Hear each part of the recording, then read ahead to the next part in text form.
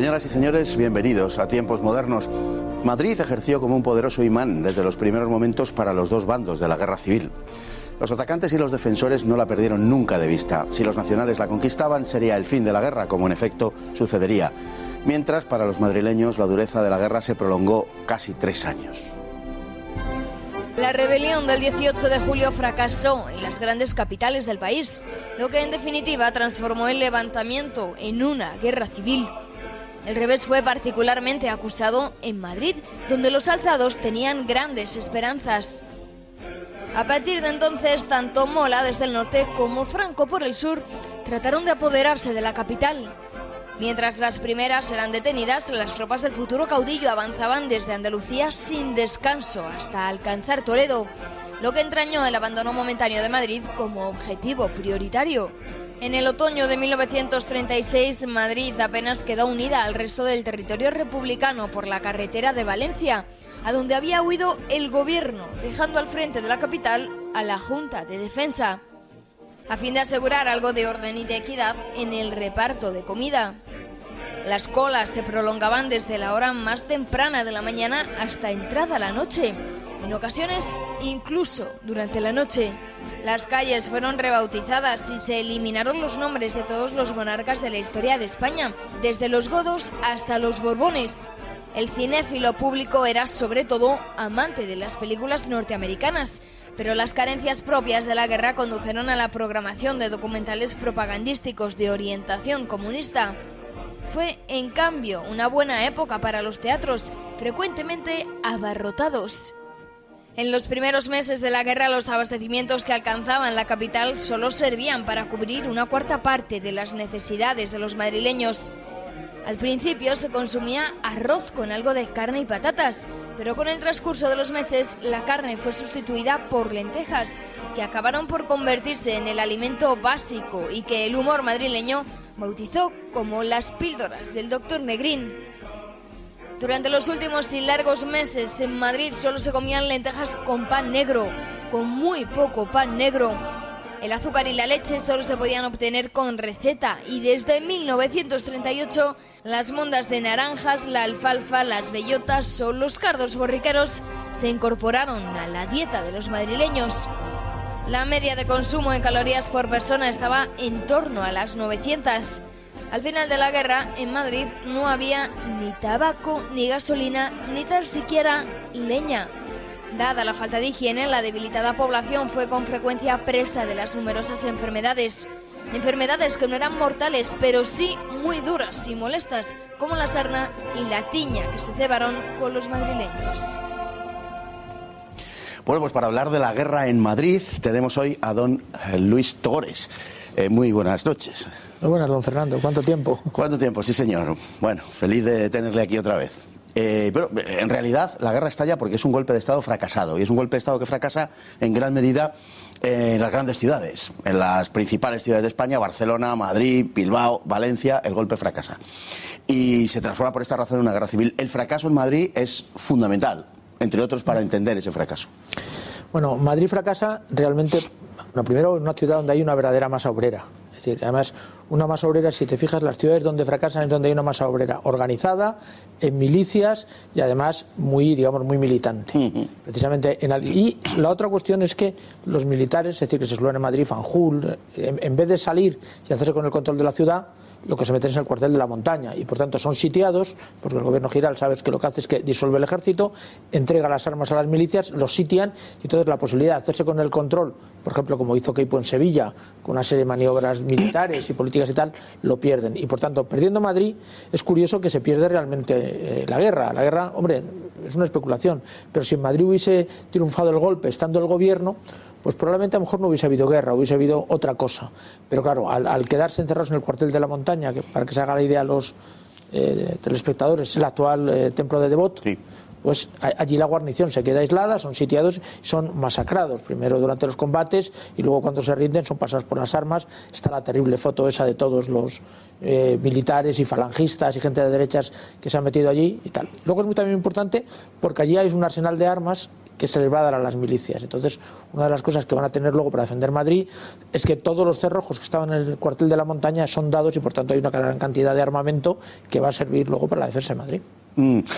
Esa pérdida de Madrid hizo que desde el norte y desde el sur afluyeran las tropas de los sublevados para tomar Madrid, y particularmente controvertido es el caso del avance desde Extremadura, desde Andalucía Occidental pasando por Extremadura y para caer teóricamente sobre Madrid, pero que produce en septiembre una desviación hacia Toledo que a su vez provoca la destitución de Yagüe, porque era contrario a esa maniobra, el nombramiento de Varela y la liberación del Alcázar por una parte, pero esa pérdida de semanas para tomar Madrid. Es una decisión que se ha interpretado de maneras enormemente diversas desde entonces, desde 1936 hasta hoy, y que no termina de estar, por lo menos de cara al público general, podemos decir, no termina de estar completamente clara.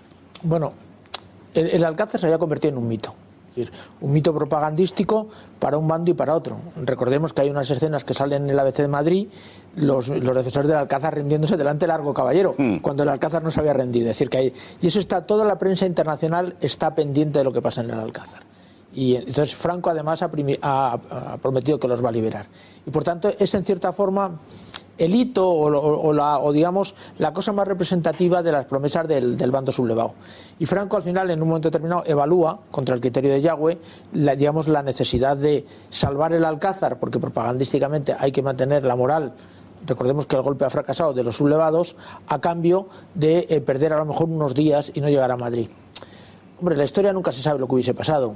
También es verdad que cuando llegan a Madrid también probablemente hubiese podido entrar, pero Franco llega al final, quiero recordar, de los 30.000 hombres más o menos del ejército de África, solo llega con la mitad y llevan combatiendo 2 meses y medio. Es casi imposible que cuando toman el clínico, ¿te acuerdas? Y tal, haber entrado, porque la otra parte estaba muy débil. Es verdad que hay en algunos momentos que si lo hubiesen sabido hubiesen podido entrar en Madrid, pero una ciudad que tenía entonces casi 1 millón de habitantes, controlarla con 15.000 soldados hubiese sido un alarde, y además ya militarizada. Nunca se sabe, pero sí es cierto que a Yagüe le cuesta porque Yagüe era partidario de tomar Madrid, y una vez tomar Madrid ya se liberaría el Alcázar, ¿no?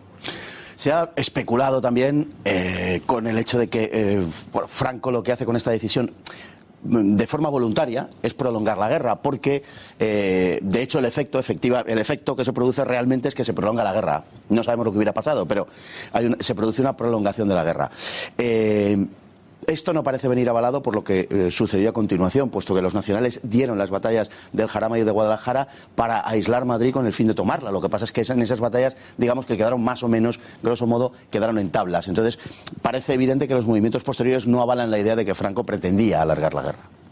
Vamos a ver, si Franco llega a poder entrar el día, no sé, el 1 de noviembre en Madrid y ganar la guerra, vamos a ver, ya se hubiese encargado él de hacer lo que hubiese tenido que hacer, ¿no? Con lo cual es ridículo prolongar una guerra donde además en aquellos momentos el bando nacional estaba en inferioridad y podía perder. Esas son las teorías de algunos historiadores como Blanco Escolá y tal, que bueno, yo entiendo que no tienen, a pesar de ser militares, no tienen mucha idea de la historia y yo creo que ni de la táctica militar. Franco intenta muchísimas veces tomar Madrid. Lo que pasa es que al final la única batalla que realmente pierde Franco es la de Madrid. Pero a mí siempre me asombra cuando hay militares republicanos que ensalzan. Vamos, para mí el único verdadero héroe que tiene la República es Miaja, que es el que defiende Madrid y la defiende hasta el último día de la guerra. Y los nacionales no pueden entrar, porque Rojo, que es su jefe de Estado Mayor, aunque luego asciende, es el gran coleccionador de derrotas, mientras que Miaja sigue defendiendo Madrid y vamos, prácticamente hasta el último día de la guerra, que Madrid se rinde porque ha acabado la guerra. Entonces eso de que Franco quiso prolongarla, bueno, es una cosa que no tiene ni pies ni cabeza. Es decir, si hubiese podido entrar, hubiese entrado sin lugar a dudas. Desde entonces Madrid, a partir de esas batallas del invierno-primavera del 37, Madrid deja de ser un objetivo principal con carácter inmediato para los nacionales, aunque sí habrá una batalla cerca de Madrid que tiene por objetivo romper a los nacionales en dos, que es la batalla de Brunete. Es una operación básicamente comunista diseñada contra el gobierno de Largo Caballero. Había una vertiente política que algunos de los principales participantes han relatado y que se salda con un fracaso para la República, para el Ejército Popular, y que tiene que ver con Madrid. Es quizá la última gran operación. Sí, después de la del Jarama, que sabes que son los dos planean la batalla el mismo día, sí. Y los dos ejércitos se lanzan Chocan. sin saber que el otro, y es una masacre, la famosa canción del Jarama baja rojo de sangre, es la batalla de Brunete. La batalla de Brunete, lo que también tiene una parte política, pero también tiene la idea de liberar el norte, que está muy débil, es obligar al ejército nacional. Franco es especialmente bueno jugando a la contra. Es decir, él, si nos fijamos, la mayoría de las batallas que da no las desencadena Franco, sino que las empieza la República, y Franco, lo que teóricamente tenía que ser, porque no llevaba la iniciativa, una derrota, la convierte en victorias apabullantes. La más característica es el Ebro. Sí. El Ebro. Es una batalla de 100 y pico días, donde nadie se espera que va a haber una batalla y tal. Brunete es exactamente lo mismo. ¿Qué pasa? Que Franco rápidamente moviliza todos sus recursos, viene del Frente Norte, baja la Legión Cóndor, baja las unidades del Frente Norte, lleva de toda España, y se convierte en una ratonera. Las brigadas internacionales son aniquiladas, la mayor batalla de carros de la Guerra Civil Española, que no tiene nada que ver con la guerra mundial, pero se produce en Brunete, y realmente ahí el corazón de la defensa de Madrid. No se puede entrar, pero ya Miaja lo único que puede hacer es resistir, digamos, meterse ahí en el castillo madrileño y aguantar hasta el final de la guerra. Es un combate, además, que es justo el mismo día, al año justo del inicio de la guerra, el 18 de julio. Es decir, si conocen la zona tosa de Aravaca, Pozuelo, Brunete y tal, eso en agosto tenía que ser mortal, con el calor, metidos en los carros. Hay testimonios de que el calor era, sobre todo para los participantes internacionales, era insoportable, ¿no? Y algunos llegaban incluso a rendirse y a abjurar. Hay algunas memorias de su antifascismo con tal de quitarse de beber agua y quitarse los 40 grados, ¿no? Bueno, entre tanto, los madrileños pasaban una enorme escasez ya para aquellas fechas de la batalla de Brunete, y se había impuesto el racionamiento, cosa que no sucedía en la zona nacional, aunque había algunas medidas, pero no el racionamiento propiamente, y es el origen del racionamiento posterior, de la posguerra además. Es decir, se decreta en principio en el año 37, por esa escasez a la que me refiero. Bueno, aunque parezca mentira, a los nacionales le tocó la peor parte. Es decir, le tocó la zona agrícola, y las grandes ciudades con sus arsenales, sus fábricas, la tuvo la República. Pero es verdad que en cuestión de alimentos, esos alimentos los tenía el bando nacional, y por tanto, bueno, mal que bien, aunque el bando nacional además estaba menos poblado, porque las grandes masas de población habían quedado en la República, Valencia, Barcelona, Madrid, pues el bando nacional no pasó, entre comillas, carencias, precisamente porque era la España agrícola contra la España industrial. Es decir, las clases medias conservadoras rurales y católicas frente a las masas obreras proletarias de las fábricas. Y Madrid evidentemente pasó. Además, Madrid tuvo otro problema. O sea, el bando nacional, rápidamente los militares hacen con el control. Eso es una realidad incuestionable, y ellos tienen experiencia en organizar una sociedad en guerra. En la República, bueno, hay un montón de organismos que todos mandan. Vamos, aquí en Madrid había 366 checas, quiero recordar, cárceles particulares. De hecho, por ejemplo, en Madrid, Miaja, cuando hace el Comité de Defensa, lo que quiere es que vengan alimentos. Pero los camiones que tienen que traer los alimentos lo controlan los anarquistas. Y como no se ponen de acuerdo con Miaja, paralizan el movimiento de camiones porque se ponen en huelga. Con lo cual Madrid se queda muchas veces desuministrado porque los anarquistas no se ponen de acuerdo con el gobierno, primero de Largo Caballero, luego de Negrín. Y entonces, bueno, pues sencillamente una huelga deja a Madrid sin alimentos, lo cual es bastante sintomático. Es decir, tienen pocos, pero además todo el mecanismo de la logística que tendría que tener una gran ciudad, pues realmente no funciona. Bueno, cuando hablabas de los anarquistas y, en fin, del desmadre que había en la zona del Frente Popular, sobre todo en los primeros meses, cuando el gobierno de Madrid sale para Valencia en noviembre del 36, el gobierno es detenido por un control anarquista en la carretera de Valencia, donde hay algunos elementos que quieren fusilar al gobierno, nada menos, anarquistas, porque claro, los ven con chaqueta, con corbata y con sombrero. Y huyendo. Y claro, y dicen, bueno, estos son burgueses que salen huyendo de Madrid y tal. Bueno, pero es que además, una vez que reconocen que es el gobierno, dejan pasar una parte y a otros les obligan, por ejemplo, el alcalde de Madrid, lo obligan a volver otra vez a Madrid. Y no pensemos que son unos líderes como Durruti, sino que son una partida de milicianos que controlaban un puente, y ahí los tíos se plantan y deciden que no pasan, y no pasan. O sea, la eficiencia tuvo mucho que ver también con el hecho de pasar hambre o no pasar hambre en cada una de las zonas, con independencia de los recursos de las que cada uno disponía. Hombre, hay que también decir una cosa. Las grandes ciudades no hay una sola guerra donde no pasen muchas más carencias que el campo. Por ejemplo, aquí tenemos muchos testimonios de cómo se alientaba. Por ejemplo, mucha gente que salía en el pequeño pasillo ese de la carretera de Valencia, salía en bicicleta o andando, hombres normalmente 2 o 3 días, pues con las joyas, los anillos y tal, para cambiar, pues yo que sé, un reloj, imagínate, un reloj, un patefilis, cambiarlo por una gallina, o cambiar una cubertería de plata a un campesino de los alrededores de Madrid, pues a lo mejor por un saco con medio kilo de patatas. Eso fue una cosa normal. Luego, otra cosa normal, por ejemplo, yo en su día recopilé testimonios, por ejemplo, había gente que en esas salidas compraban una pareja de conejos. Claro, los conejos crean muchísimo. Entonces, los tenían en la bañera. Entonces, criaban los conejos sin sacarlos de la bañera y según iban creciendo, se los iban zampando. Como no los querían sacar a la calle para que no se les escapasen y para que no se los robasen, los niños, por ejemplo, salían a las afueras de Madrid, o lo que es hoy día la M30, a coger hierbas para dar de comer a los conejos. Bueno, toda una serie de picardías y de sistemas para vivir que hace una ciudad donde realmente tiene pocos suministros, que es lo que le pasa a Madrid. ¿Cómo afectaban los bombardeos que sufría Madrid a la vida cotidiana de los madrileños? Bueno, ese es uno de los mitos que antes hablábamos. A ver, Franco desde el principio de la guerra es la única vez en la historia que marca una zona donde no se va a bombardear. Largo Caballero se niega, dice que tiene que ser toda la ciudad, y Franco dice que no, que él, y marca una serie de gente, de distritos perfectamente señalizados, que además tiran incluso pasquines diciendo que la gente que está ahí no va a tener ningún problema. Y entonces allí no hay bombardeos. No hay bombardeos. Es decir, en esos sitios la gente puede vivir y tiene la certeza de que no va a haber. No tiene nada que ver, por ejemplo, con lo que pasó en Alemania. Por ejemplo, Nuremberg, las grandes ciudades alemanas fueron absolutamente arrasadas, ¿no? Como tú muy bien has escrito en tu libro, Bombardeos sobre Europa. Aquí en Madrid hubo bombardeos, claro, porque es una guerra. Pero hubo zonas donde, digamos, barrios protegidos, donde se estaba seguro de los bombardeos nacionales. Hombre, en las zonas limítrofes, pues los bombardeos de la época son complicados, pero vamos, sí hubo zonas de destrucción, pero en las zonas donde los nacionales marcaron que no había, que además donde también había monumentos, etcétera, no hubo verdaderamente bombardeos de artillería ni aéreos. El paisaje de la vestimenta, digamos, de los madrileños se alteró con respecto a lo que había sido antes de la guerra y se impuso el de solo una parte de la población, digamos, la alpargata y el mono sobre el sombrero, la corbata. De hecho, después de la guerra hubo aquel célebre anuncio de sombrerería Brave en la calle Montera que decía los rojos no llevaban sombrero, ¿no? Sí. Bien, porque efectivamente se abolió el sombrero y la corbata como símbolos burgueses. Y la chaqueta.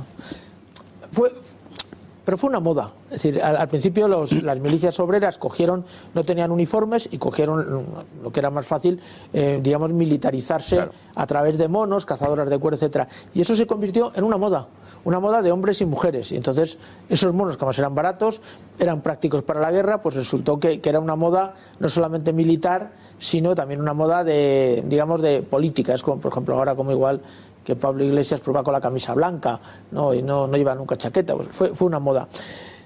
Bueno, es cierto que también la guerra en Madrid era muy rara, porque tú sabes que iban al frente y luego se iban a dormir a su casa. Sí. Es decir, que no era una guerra, digamos, como puede ser la Segunda Guerra Mundial, sino que la gente estaba en el frente y cuando tenía descanso, pues iba a dormir con la parienta a Madrid, cogía el tranvía, a lo mejor paraba en la Gran Vía a tomar un café, se iba a la cama y al día siguiente volvía al frente, porque claro, era todo en una distancia relativamente corta. Y en esas modas, más que de frente, sino modas de los cafés, de los teatros y tal, pues el mono, las botas militares, los pantalones del ejército bridge, que también tuvieron cierto éxito, incluso en el Madrid republicano, bueno, pues eran un estilo, ¿no? Es decir, luego los grandes pistolones y correajes, bueno, en un Madrid en guerra era lo normal, muy característico. Sí. Hombre, tenía un aspecto proletario, ¿no? Que era lo que se pretendía, pero no como el de la Rusia, porque Rusia no adoptaron esa moda, tuvieron otra. Eso fue una cosa, yo creo que estrictamente española. Muy específico, sí, de España. Bueno, se pasó verdadero hambre en Madrid. Hubo, y además conforme se desarrollaba la guerra, ese hambre iba a más, en lugar de haber un abastecimiento que se hubiera perfeccionado con el tiempo. Por el contrario, se fueron imponiendo una serie de alimentos, característicamente las lentejas, hablábamos antes, que tenían más piedras que lentejas realmente, recuerdan los madrileños. Las píldoras del doctor Negrín. Eso es. Y al final, bueno, incluso la alfalfa y la bellota y el carbo borriquero se utilizaba como alimento. Claro, piensa una cosa. Además, los nacionales, las ciudades las ocuparon al final. Fueron ocupando campo, que es donde se generaba alimentos. Claro. Entonces, además, cada vez la República seguía manteniendo las ciudades con grandes masas de población, pero tenía menos campo. Y al tener menos campo tenía menos alimentos, con lo cual, aparte de que no funcionase la logística, había menos alimentos. De hecho, yo no sé hasta qué punto Franco, cuando decide, sabes que la discusión si decide ir a Valencia o a Barcelona, uno de los temas es porque la posibilidad de una agresión que nos declare la guerra a los franceses. Pero otra cosa importante es que en Valencia tenía menos habitantes y tenía más alimentos, y Barcelona tenía menos comida y más población, y por tanto hacerse cargo logísticamente de un sitio o de otro puede ser un inconveniente. Yo creo que esos dos factores le deciden a seguir una guerra de ocupación de zonas rurales, que es donde estaba realmente la buena vida para la España nacional, que además eso también trascendía que en el otro lado no se pasa hambre. Claro. Yo creo que todos, sobre todo de cierta generación, nos acordamos de la película La Vaquilla, ¿no? Sí. Y tal, donde los cambios de alimentos y tal, bueno, es una cosa. La diferencia tabaco que había y tal, entre unos y otros. unos tenían papel, otros tenían tabaco y tal. Sí. Claro, el papel tiene los que tienen industria y tabaco los que tienen campo. Los madrileños acabaron hartos de la guerra, me refiero a sobre todo los partidarios del Frente Popular, los partidarios de la izquierda, al final ya no tenían, digamos, nervio combatiente en el invierno de 1939, y además se había producido una pequeña, no tan pequeña, guerra civil interna en Madrid entre los partidarios, por un lado, de los comunistas, y los socialistas y anarquistas del otro lado, que estaban hartos de ese predominio comunista. El pueblo madrileño se dividía en dos partes: los partidarios de Franco y un poco ya al final a aquellos a quienes les daba igual, e incluso pretendían que la guerra se terminase lo antes posible. La guerra, o sea, yo creo que después de la batalla del Ebro la gente ya sabe que la guerra está perdida. La ilusión de Negrín es continuar la guerra porque espera que empiece la guerra mundial, y por tanto al entrar España con uno de los bandos, pues evidentemente Francia entraría el ejército francés y podía cambiar la suerte, pero estaba ya echado, ¿no? Entonces, bueno, la gente lo sabía. Por eso se produce el golpe de Casado, porque es ridículo prolongar la guerra, la matanza, y entonces pues al final una población que lleva, sobre todo Madrid, que lleva 3 años casi sitiada, pues la gente estaba harta y quería acabar a cualquier precio, ¿no? Eso es el... Don Luis Togores, muchísimas gracias por ilustrarnos sobre esta vida cotidiana en el Madrid de la guerra, de la que, bueno, todos hemos tenido un poco algún testimonio familiar, ¿no?, de gente que estuvo aquí, y fue una época verdaderamente dura para los madrileños. No ha sido la única, pero particularmente. Muchas gracias, como le digo. Gracias a ti, Fernando. Y a todos ustedes igualmente, muchísimas gracias, y hasta el próximo programa, si Dios quiere.